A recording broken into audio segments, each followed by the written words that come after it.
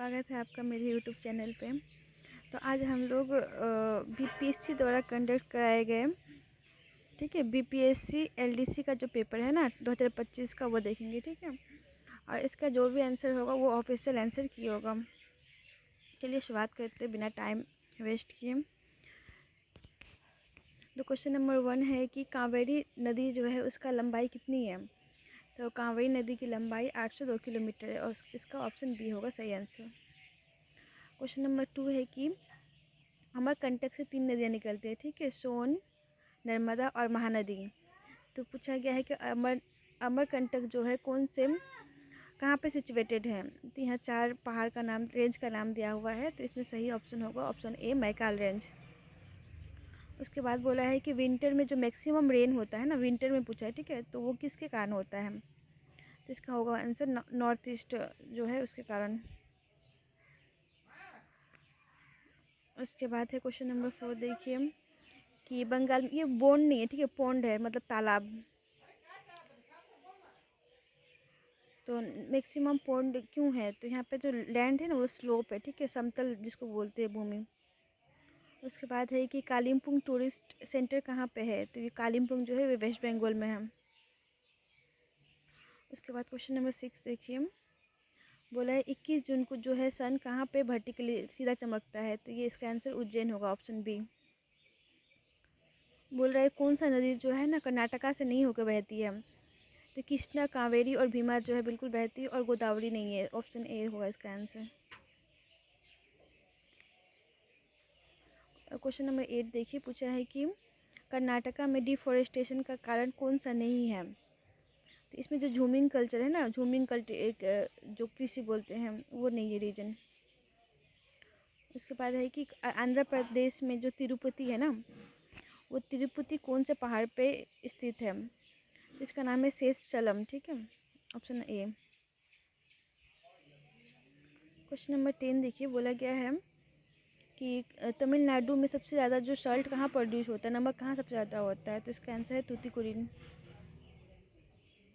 हिंदी में भी देख लीजिए, यहाँ पर क्वेश्चन दिया हुआ है। कावेरी नदी की लंबाई 802 किलोमीटर, सोन, नर्मदा तथा महानदी नदी जो है अमरकंटक से निकलती है और अमरकंटक जो मैकाल रेंज में स्थित है। शीतकालीन अधिकांश वर्षा का कारण उत्तरी पूर्व है। पश्चिम बंगाल में अधिक तालाब का रीजन है आपका समतल ढाल, ऑप्शन 3। क्वेश्चन नंबर 5 में कालिम्पोंग कहाँ पे है। तो ये वेस्ट बंगाल में है। और क्वेश्चन नंबर 6 है कि 21 जून को सूर्य कहाँ चमकता है। तो ये उज्जैन में। क्वेश्चन नंबर 6 हो गया। क्वेश्चन नंबर 7 है कर्नाटका से नहीं प्रवाहित होती है नदी वो गोदावरी। कर्नाटका में सफाई का कारण कौन सा नहीं है। वनों की सफाई का कारण, ठीक है। प्रसिद्ध तीर्थ स्थल तिरुपति कौन से पहाड़ी पे, तो वो शेषचलम, ऑप्शन ए। और क्वेश्चन नंबर 10 है कि तमिलनाडु का सबसे बड़ा नमक उत्पादक केंद्र तूतीकुरिन है, ठीक है। इसके बाद क्वेश्चन नंबर 11 देखिए, यह है कि सेनुअर क्यों प्रसिद्ध है। तो सेनुअर आपका न्यूलिथिक और चारकोलिथिक एज से रिलेटेड है। उसके बाद बिने पिटाका के बारे में है, क्वेश्चन नंबर 12, ठीक है। तो इसका ऑप्शन 2 और जो 4 है वह सही है, सही है, ठीक है। हमें पता है ना बिने पिटाका जो रूल एंड रेगुलेशन के बारे में बताता है। तो बुद्धिस्ट मॉन्क 2000 ये है और ये सही है, तो ऑप्शन सी इसका सही है। उसके बाद है सातवाहन डायनेस्टी। पूछा है कि सातवाहन डायनेस्टी के कौन से रूलर थे जिन्होंने अपना एम्पायर जो है मगध रीजन तक इस्टेब्लिश किया, ठीक है। तो इनका ऑप्शन है सतकर्णी फर्स्ट। फिर क्वेश्चन है कि अच्छा, गुप्ता काल से ना एक बुद्धिस्ट स्टैचू प्राप्त हुआ है जो कि सुल्तानगंज से प्राप्त हुआ है, उसको कहाँ स्टोर किया गया है। तो ये ऑप्शन नंबर ए है, बिर्मिंघम में इस्टेब्लिश्ड है, स्टोर किया गया है। फिर पता है हमें कि सुल्तानिज्म होता है स्लेव डायनेस्टी, खिलजी, तुगलक। तो इसमें सबसे लॉन्गेस्ट और शॉर्टेस्ट पीरियड पूछा है हम। तो इसमें सबसे लॉन्गेस्ट पीरियड जो था वो तुगलक का था और सबसे शॉर्टेस्ट जो था वो खिलजी का था। आप लोग यहाँ हिंदी का भी देख सकते हैं क्वेश्चन। सेनुअर जो है ताम्रपाषाण युग से है। विनय पिटाका का संबंध बौद्ध भिक्षुओं से 227। और ऑप्शन 4 जो है वो है ऑप्शन नहीं, सॉरी, स्टेटमेंट 4। फिर बोला गया है कि सातवाहन के कौन से रूलर थे जिन्होंने बिहार तक इसका इस्टाब्लिश कैसे करनी फर्स्ट। सुल्तानगंज से प्राप्त गुप्तकालीन सर्वश्रेष्ठ बुद्ध प्रतिमा को कहाँ रखा गया है, तो बर्गिमगम में। और यही दिल्ली सुल्तान में सबसे लंबा और सबसे छोटा काल किसका था, तो तुगलक और खिलजी। फिर है अकबर ने एक न्यू रिलीजियस लाया जिसका नाम है तौहीद इलाही। इसका मतलब क्या था, तो इसका मीनिंग था आपका डिवाइन मोनोथिज्म। ठीक है। क्वेश्चन नंबर 17 देखिए। औरंगजेब ने मुहतसिब नामक एक ऑफिसर अपॉइंट किया था जिसका काम क्या था, तो उसका काम था आपको हिंदी जो टेम्पल थे उसको डिस्ट्रॉय करना।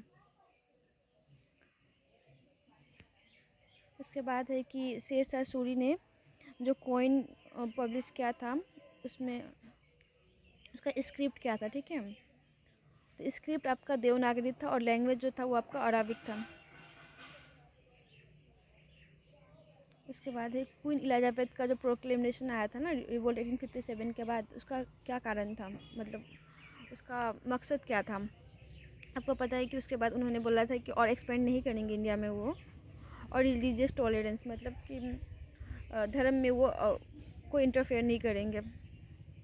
और ये नहीं था, उन्होंने कम्प्लीटली नेटिव रूलर्स को इंडिपेंडेंस नहीं किया था और माफ़ी भी नहीं दी थी। तो option A and 2 is correct. उसके बाद है क्वेश्चन नंबर 20 में पूछा गया है कि वो कौन से ब्रिटिश एम्पायर थे जिन्होंने अपना साम्राज्य विस्तार इरावदी से इंडस तक किया था, तो ये डलहौजी थे। ये क्वेश्चन मैंने इसे हिंदी में ही बोला है पर यहाँ पर भी आप लोग हिंदी में देख सकते हैं।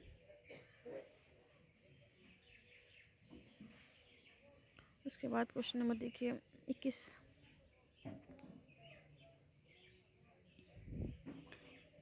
कि इंडियन कॉन्स्टिट्यूशन में सिटीजनशिप के बारे में कहाँ बोला गया है, तो पार्ट 2 में बोला गया है। फंडामेंटल राइट कौन से कॉन्स्टिट्यूशन से लिया गया है, तो कि यूएसए से लिया गया है, ऑप्शन बी। कौन से आर्टिकल में बोला गया है कि एक इंसान खुद के अगेंस्ट स्टेटमेंट नहीं क्या बोलते हैं विटनेस नहीं हो सकता, तो ये आर्टिकल 20 के अकॉर्डिंग। ठीक है। फिर क्वेश्चन नंबर 24 देखिए, बोला है कि इंडियन कॉन्स्टिट्यूशन में कितने सारे रीट्स के बारे में बोला गया है, तो हमें पता है कि इंडियन कॉन्स्टिट्यूशन में 5 रीट्स के बारे में बोला गया है। ये देखिए आर्टिकल 40 हमें पता है ग्राम पंचायत से रिलेटेड है, 44 यूनिफॉर्म सिविल कोड, 50 जुडिशरी और जो एग्जीक्यूटिव है उसको अलग करना, एंड 51 जो है आपका promotion of international peace and security. ठीक है, वो मिला लीजिएगा कौन से में मैच करता है। यहाँ हिंदी में भी देख सकते हैं आप लोग। नागरिकता का अधिकार 2 में दिया हुआ है, मौलिक अधिकार यूएसए से लिया गया है। एक इंसान खुद के अगेंस्ट, क्वेश्चन नंबर 13 गवाह नहीं दे सकता, आर्टिकल 20 के अकॉर्डिंग। रीट्स कितने हैं, 5 है, 25 में देख लीजिए वो मिलाना है। उसके बाद है आप 26, क्वेश्चन नंबर 26। इसमें बोला है कि the Indian constitution is founded on the bed rock of balance between fundamental right and directive principle. ठीक है। तो ये कौन सा में था बोला गया था, तो ये मिनर्वा मिल केस जो हुआ था उसमें बोला गया था। ठीक है। क्वेश्चन नंबर 27 में बोला गया है कि अगर प्रेसिडेंट्स का वैकेंसी खाली होता है ना तो कितने टाइम के अंदर उसको फिल करना है, तो मिनिमम ये है 6 मंथ। कौन से कॉन्स्टिट्यूशनल अमेंडमेंट के अकॉर्डिंग ये बोला गया है कि council of minister can not be more than 15% of total member, तो ये 91 कॉन्स्टिट्यूशनल अमेंडमेंट एक्ट आया था उसके में बोला गया था। इसके बाद केक के बारे में बोला गया है। देखिए यहाँ पर ऑप्शन नंबर ए में है कि केक जो है chief justice of India appoint करता है, तो नहीं, हमें पता है कि ये प्रेसिडेंट द्वारा अपॉइंटेड होते हैं। बिल्कुल आर्टिकल 41 जो है केक के बारे में बताता है, और ये जो है 6 ईयर तक अपना 6 ईयर या 65 ईयर्स तक के एज तक अपना ऑफिस होल्ड करते हैं। ठीक है। फिर यहाँ बोला है कि इनका जो सैलरी है इक्विवेलेंट टू हाई कोर्ट जज, तो ये स्टेटमेंट गलत है, कि हमें पता है इनका जो सैलरी होता है सुप्रीम कोर्ट के जज के इक्विवेलेंट होता है। तो 2 and 3 is right, option C. फिर बोला गया है कि पार्लियामेंट का जो कोरम होता है ना कितना होता है, मतलब कितने लोग मिनिमम प्रेजेंट होने चाहिए, तो हमें पता है टोटल मेंबर के 1/10 मेंबर मिनिमम कोरम होता है, प्रेजेंट होने चाहिए। ये हिंदी के क्वेश्चन से देख लीजिए।